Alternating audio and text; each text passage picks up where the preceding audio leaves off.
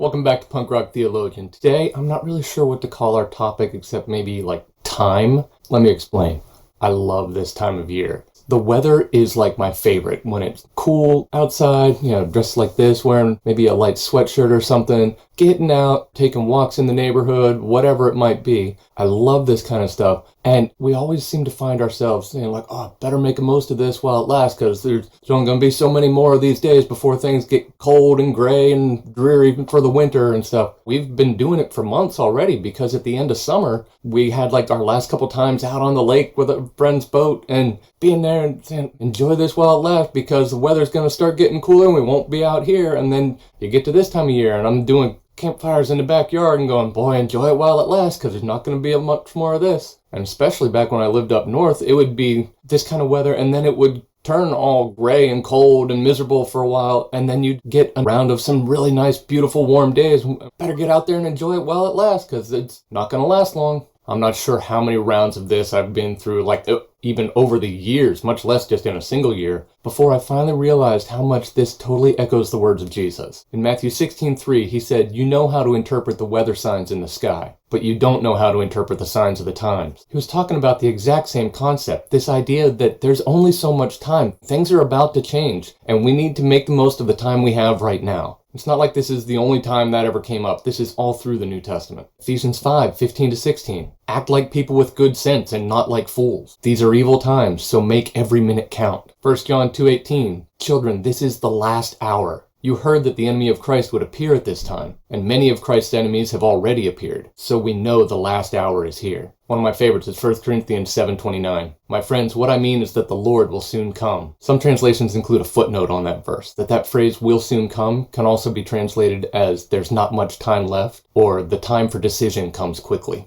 Just a couple sentences later in verse 31, it says, "It won't make any difference how much good you're getting from this world or how much you like it. The world as we know it is now passing away." This is all pointing to the same idea. Time is running out. I'm so motivated to make the most out of nice weather before we run out of it. But how much are we even thinking the limited time the world has left or that we have left? I know Christians have been saying the end is near for 2,000 years, but at the very least that means that we're 2,000 years closer to it than they were when they started saying it. And if you believe any of these passages, you've got to realize we're literally running out of time. And even if you reject the Bible altogether and want to completely throw that out, you can't deny that you yourself have a limited amount of time. Sooner or later, your life will come to an end, and you have to decide how to use the time you have left. Not surprisingly, I'm the Bible guy, so I'm sticking with the Bible, where like Psalm 39:4 says, "Lord, remind me how brief my time on earth will be. Remind me that my days are numbered, how fleeting my life is." You don't have to be a Christian to recognize that is true. Or Psalm 90:12, "Teach us to realize the brevity of life, so that we may grow in wisdom." That one particularly is a pretty awesome point. Then it's like the wise thing is to recognize how little time you have. Because a wise person doesn't act like there's just always going to be another chance. You've got to make the most of the chance you have. Make the most of the time you have right now. So ask the question, what do you want to do with your remaining time? In simple terms, when winter hits and taking walks in the neighborhood isn't nearly as pleasant, am I going to regret the amount of time that we spent inside during the summer and fall? On a larger scale, when age catches up to you, which it will at some point,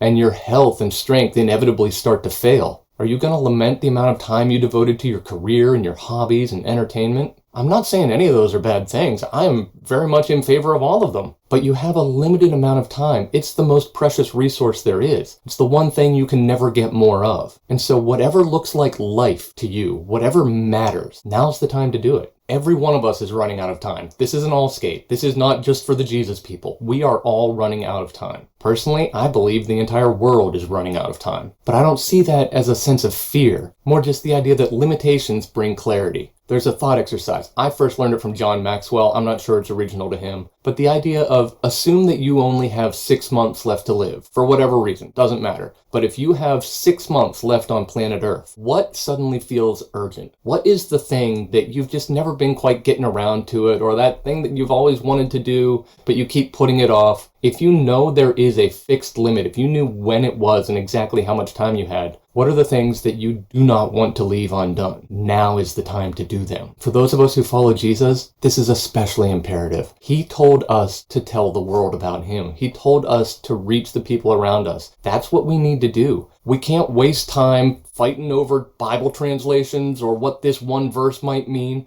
getting upset over whatever social hot button topic is going on right now. What matters is, do people know Jesus? It's our job to show him to them. And when what they're seeing from us, what they're seeing from the church is a bunch of fighting and bitterness and legalistic, judgmental people, that's not showing Jesus. We need to show the world Jesus. There's not a lot of time left. Whether there's time in the world or not, there's only so much time that you and I have left. We need to use it well.